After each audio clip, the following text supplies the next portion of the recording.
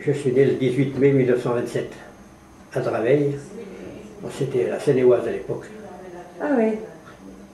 Qu'est-ce qu'ils faisaient vos parents? À l'époque, ils travaillaient dans la... Ils étaient... je sais pas comment ils appellent ça, pas brocanteurs, mais ils chinaient les peaux de lapin, tout ça, ils faisaient un peu la brocante. Mais il n'est pas resté longtemps à Paris parce que mes grands-parents étaient à Boutarès, ils étaient paysans, et la grand-mère était malade. Alors le grand-père a fait revenir mon père à Boutarès. J'avais 2 ans et demi quand je suis revenu là-haut. Ça va, vous êtes de Boutarès, quoi. Oui, je suis plutôt de Boutarès que de Paris. Oui. Il y a beaucoup de musiciens là-haut. Le seul amusement qu'on avait, c'était tous les dimanches, ça dansait dans les cafés. On écoutait la musique là-haut. Ça m'a plu cette musique. Seulement, c'est toujours la même musique qu'on voyait. Des violons, des cabrettes, des accordéons diatoniques. Et bon, j'ai appris la musique, moi. Sans apprendre la musique, j'ai appris comme par routine, comme ça. J'ai commencé au saxo. J'avais 20 ans quand j'ai commencé à faire de la musique, parce que les instruments, il fallait les acheter. Mon père n'était pas d'accord. J'ai eu la chance avec ma mère, qui m'a acheté un petit saxo alto. Il y avait un marchand de vin qui était à l'Arbre-sur-Couze. Il avait 2 saxos. Il m'a dit, si tu aimes ça, le saxo, j'en ai un petit, je te le vendrai. Il n'était pas tellement cher, puis on l'a acheté. Puis je suis parti à l'armée, et le saxo il est resté dans la valise. Ah oui. Le saxophone, c'est un instrument que jamais j'avais entendu. À la Libération, il y a eu le bal des prisonniers de guerre qui est rentré. On a fait des balles pour les accueillir. Et on a été voir un bal qui a eu lieu à la Gaudivelle. On est parti de Boutarès à pied à travers les montagnes à la Gaudivelle. On n'était pas arrivé quand on entendait un instrument qu'on n'avait pas l'habitude d'entendre. C'était un saxo alto. J'ai dit, qu'est-ce que c'est que cet instrument? Ça ne ressemble pas les autres, on n'avait pas l'habitude des instruments comme ça. Parce qu'à l'époque, on n'avait même pas de radio, on ne connaissait pas ça. J'ai écouté ça au bal, moi j'étais... Quand j'ai vu ce saxo, alors toute la nuit, j'ai regardé ce saxophoniste, c'était un saxophoniste du Capsal, c'était un très bon saxophoniste. C'était Albert Faucon. Et l'accordéoniste, c'était Marcel Plane. Et tous les morceaux qu'il jouait, le lendemain, je les sifflais tous. Je les avais enregistrés. Ah, mais le saxo, ça m'avait plu. Alors jamais j'avais entendu cet instrument, c'est la première fois qu'on voyait le saxo. On voyait des cabrettes ou des violons. J'ai acheté une méthode, puis celui qui m'a vendu le saxo, il savait en jouer un peu. Il m'avait indiqué un peu comment il fallait s'y prendre, monter la gamme, faire sortir des sons.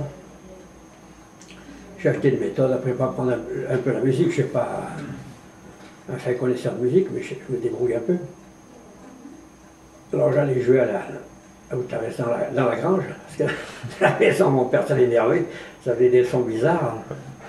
J'allais jouer dans la grange. J'ai commencé à jouer quand je suis rentré de l'armée. J'ai débuté, je suis rentré à la fin mai. J'ai commencé, un mois après, je savais déjà monter la gamme, j'en faisais un petit peu. Et avec Marcel Théo, je m'entraînais après. 6 mois après, je commençais à faire les balles avec lui. Après, on a fait des balles pendant plusieurs années. Après, je suis parti de Boutarès quand je me suis marié. Après, on a tenu un café à Boutarès pendant 6 ans. Et on faisait les balles. Ensuite, je suis descendu à Brennan. J'ai travaillé un peu chez une entreprise de maçonnerie chez Baugé, qui était pompe par Antignac. Ensuite, je suis rentré à l'usine. Puis je suis remis à la musique. Après, j'avais arrêté la musique. J'avais arrêté peut-être pendant 2-3 ans. Et après, j'avais envie d'en jouer. Alors, j'ai racheté un saxo. Et j'ai trouvé un orchestre après. J'ai joué avec Raymond Boucher de Faye-Ronaille. Celui qui était sur la photo là. Oui. J'ai joué avec lui pendant 10 ans. De quelle année à quelle année? De 60 à 70. D'accord. Mais là, c'était un orchestre, on faisait beaucoup de balles à cette époque. On jouait tous les dimanches. Ah ouais. Alors le dimanche, le bal, Parce que maintenant, en principe, les balles, c'était le samedi après. Mais à cette époque, dans les années 60, c'était le dimanche. Alors le lundi matin, des fois, il fallait partir du bal, aller à l'usine, sans dormir. Directement. Directement. Ouais. On allait assez loin, on allait 2 fois par mois à Pierre-Beille, à l'auberge Pierre-Beille. On a fait notre orchestre après, avec des gars du coin. C'était les tontons de musette. Alors là, on jouait pendant 15 ans ensemble. Là, j'étais saxo. Saxo et un peu batteur de temps en temps. Il y avait le saxo, le batteur, guitariste et accordéon.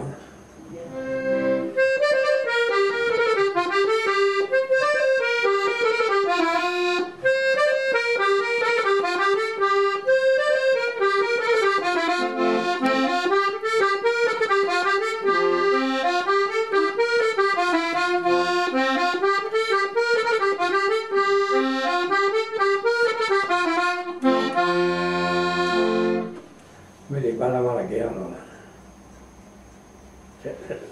ça payait parce qu'ils dansaient beaucoup de bourrées à la montagne. Puis les danseurs avec les galoches, il y en avait les sabots même.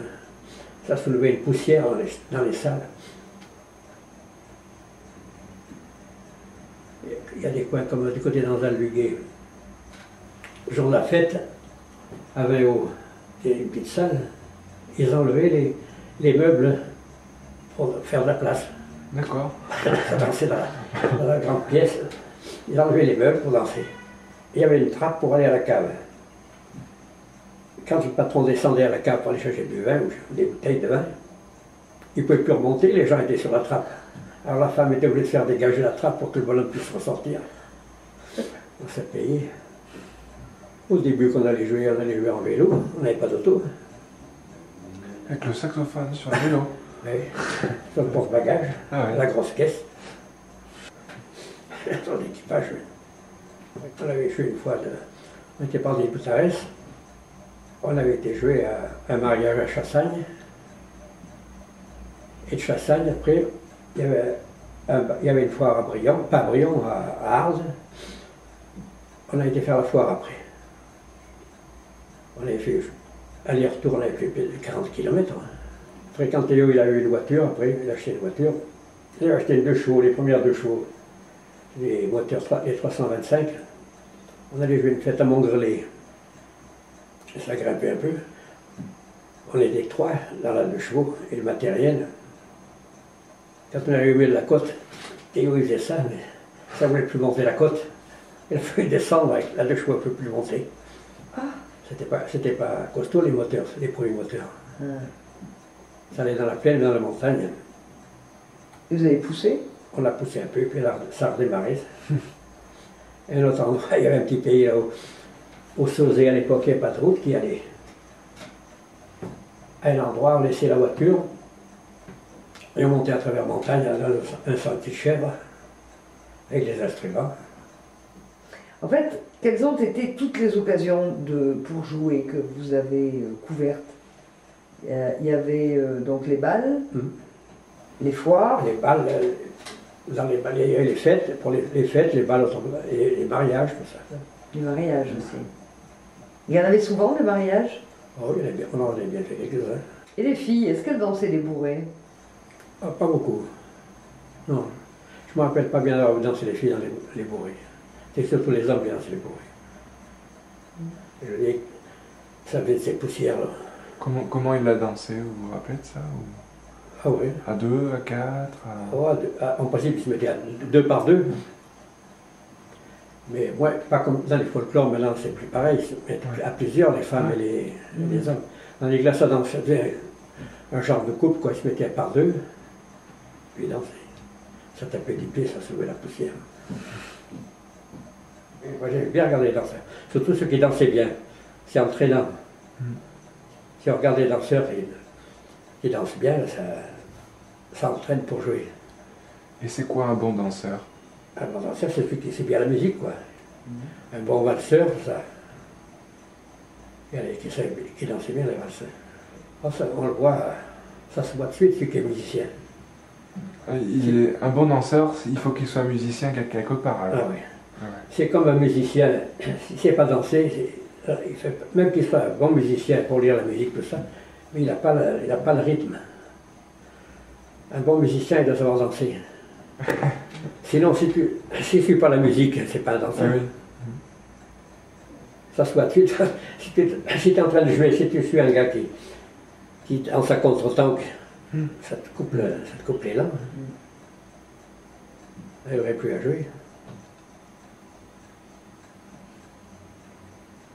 C'est compliqué. Bon, ben, à la montagne, on apprenait à danser jeune. Moi, à 7-8 ans, je savais danser la valse. Il y avait un monsieur Routares là où il avait deux filles. Il nous faisait danser, il jouait un peu la diatonique. Il nous faisait danser la valse. On était gamin, 7-8 ans, il savait danser la valse. Et la bourrée aussi. On se faisait bousculer des fois dans les balles, on allait danser avec les autres danseurs. Mais quand on avait 8-9 ans, on se faisait bousculer.